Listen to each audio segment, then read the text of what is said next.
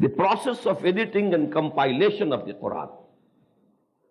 This is very important. And now we are actually switching from simpler topics to more complex ones.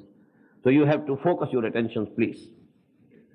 First of all, one thing which is absolutely clear, there can be no doubt about it. That is that the sequence of the revelation of the Quran was definitely different from the sequence of the compilation of the Quran. We find in the Quran, in the very beginning, after Surah Fatiha, Surah Al-Baqarah, Surah Al Imran, Surah Al-Nisa, Surah Al-Ma'idah, they were all revealed after Hijrah.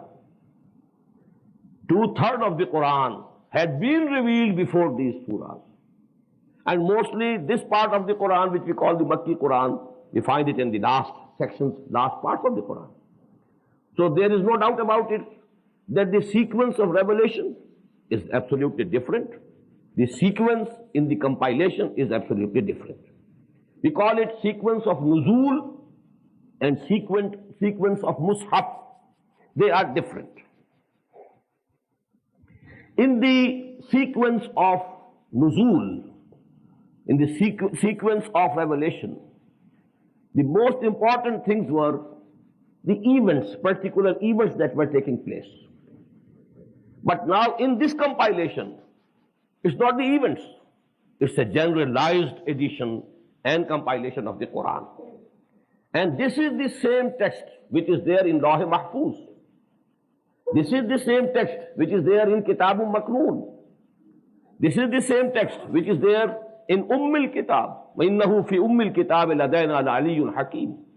This text, this sequence, this compilation is according to the Lawh Mahfuz, and it has been done by Muhammad sallallahu alaihi wasallam himself, not anybody else. I will tell you later on.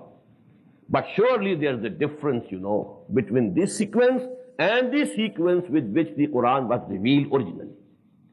Now there is a tradition that Hazrat Ali radiallahu ta'ala anhu, he compiled a Quran according to the sequence of revelation. And some people think that that Quran is the real Quran, and that is with Hazrat Ali, that was with Hazrat Ali, and from him it went to the Imams of Ahl Tashayyu, and now that copy of Quran is with their hidden Imam, Al-Imam Al-Mahdi, about whom they think that he is hiding somewhere and he will appear. And that is the real Quran. They actually, although they say that they believe in this sequence and compilation also, but they say the real Quran is that one, which was compiled by Hazrat Ali radiallahu ta'ala anhu, and it is based on the sequence of revelation.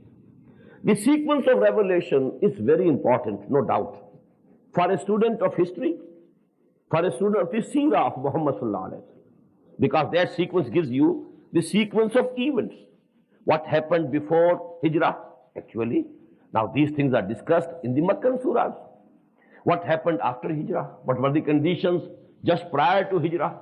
What were the conditions just after Hijrah?